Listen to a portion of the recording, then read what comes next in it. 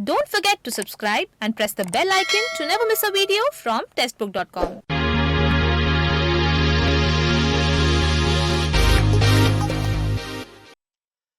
नमस्कार, स्वागत है आपका टेस्टबुक.com में। 8 दिसंबर 2021 को एसबीआई ने सीबीओ यानी सर्किल बेस्ड ऑफिसर्स की पोस्ट लिए एक रिक्रूटमेंट नोटिफिकेशन रिलीज किया था और इसमें बम्पर वैकेंसीज रिलीज हुई थी। जी हां, 1226 वैकेंसीज रिलीज हुई हैं इस रिक्रूटमेंट नोटिफिकेशन में, जिसमें 1100 रेगुलर और 126 जो है वो बैकलॉग वैकेंसीज हैं। और इसके जो रजिस्ट्रेशन है वो 9 दिसंबर 2021 से स्टार्ट हो चुके हैं और 29 दिसंबर 2021 लास्ट डेट है अप्लाई करने की। तो आज मैं आपको बताने वाला हूं कि इस नोटिफिकेशन में यानी एसबीआई सर्किल बेस्ड ऑफिसर्स में आप किस तरह से अप्लाई कर सकते हैं। लेकिन आप अप्लाई करने से पहले जो एलिजिबिलिटी क्राइटेरिया है, एज लिमिट, एजुकेशनल क्वालिफिकेशन और एक्सपीरियंस है, वो आप चेक करना है। उसके बाद अगर आप एलिजिबल हैं, कहीं पर कोई दिक्कत नहीं है, तभी आप अप्लाई करें। तो आइए शुरू करते हैं।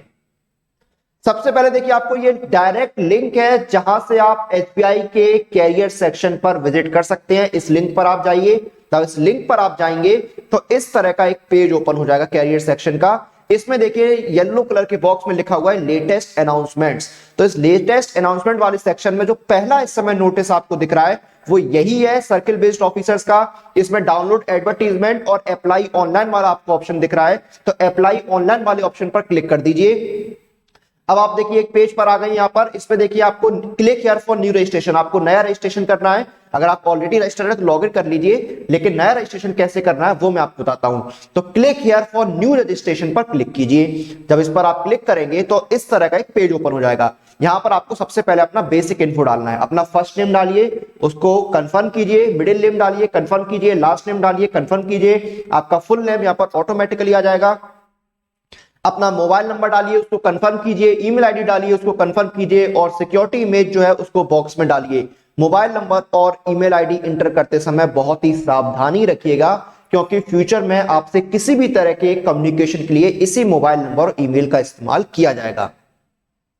उसके बाद देखिए आपका रजिस्ट्रेशन हो गया है, आपको रजिस्ट्रेशन नंबर और पासवर्ड मिल गया है। अब आपको अपने फोटो और सिग्नेचर अपलोड करने हैं। तो जो गाइडलाइंस है उसके तहत आप फोटो और सिग्नेचर को अपलोड कीजिए और नेक्स्ट पर क्लिक कीजिए। अब देखिए मैंने अपने जो फोटो सिग्नेचर है उनको रिसाइज किया है और उनको रिसाइज करने के लिए हमने इस free photo cropping and resizing tool का इस्तेमाल किया है। अगर आपको भी अपने फोटो और सिग्नेचर को इस्तेमाल करना, रिसाइज करना है, तो इस टूल का आप यूज कर सकते हैं। इसका लिंक आपको डिस्क्रिप्शन में मिल जाएगा। अब देखिए आपको बेसिक डिटेल्स यहां पर डालनी है। सबसे पहले अपना सर्कल सेलेक्ट कीजिए, जिस सर्कल से आप अप्लाई कर रहे हैं। तो देखिए एक चीज और मैं आपको बता दूं कि आप जिस सर्कल से अप्लाई कर रहे हैं उस एरिया की आपको लोकल लैंग्वेज आनी चाहिए। आपकी जो लोकल लैंग्वेज टेस्ट इसमें होगा, तो आप जहां से अप्लाई कर रहे हैं वहां की लोकल लैंग्वेज आपको आनी चाहिए।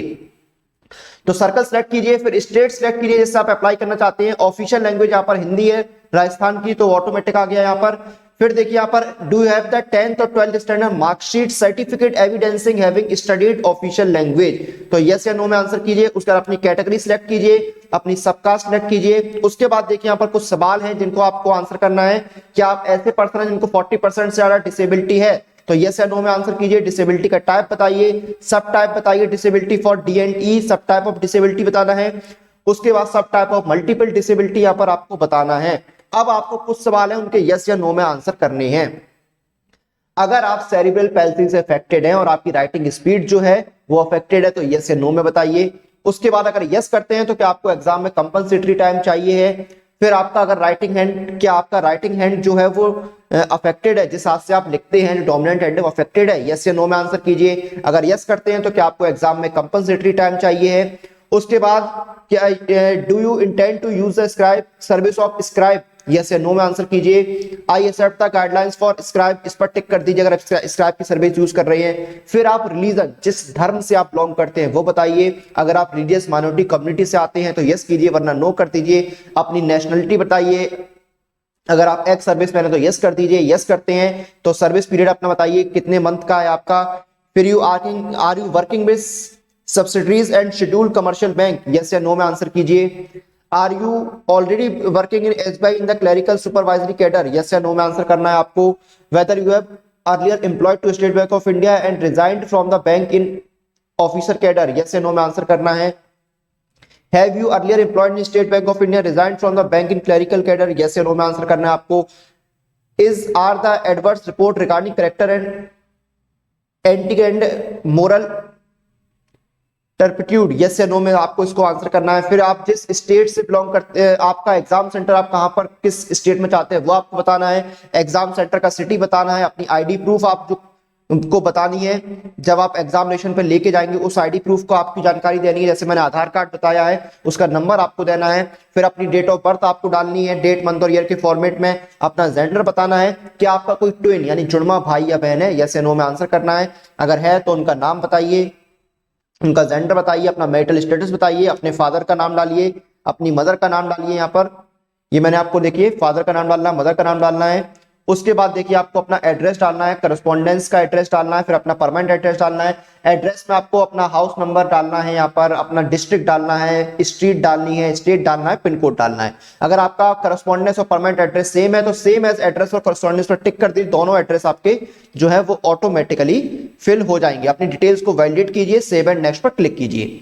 उसके बाद आपको अपनी क्वालिफिकेशन डिटेल्स डालनी है, अपनी ग्रेजुएशन की डिटेल्स डालिए, आपने डिग्री बताइए, स्ट्रीम बताइए ग्रेजुएशन का, कॉलेज का नाम बताइए, डेट ऑफ पासिंग बताइए, परसेंटेज ऑफ मार्क्स बताइए, ग्रेड बताइए। उसके बाद सबसे इंपॉर्टेंट चीज है, आपने सही क्वालिफिकेशन डिटेल्स डाल दी, आपके पास मिनिमम 2 साल का पोस्ट क्वालिफिकेशन एक्सपीरियंस होना चाहिए। तो यहां पर आपको यस करना ही होगा, क्योंकि अगर आपके पास 2 साल का एक्सपीरियंस नहीं है तो आप अप्लाई नहीं कर सकते हैं। फिर स्क्रॉल करके आप यहां पर नीचे आएंगे, मैं एक बार कैमरा ऑफ कर देता हूं ताकि आपको पूरा स्क्रीन विजिबल हो। आप स्क्रॉल करके नीचे आएंगे जब, तो आपको एक्सपीरियंस की डिटेल्स डालनी है, एम्प्लॉयर का नाम बताना है जहां पर आप एम्प्लॉय हैं, जहां पर आप नौकरी कर रहे हैं या नौकरी आपने की है।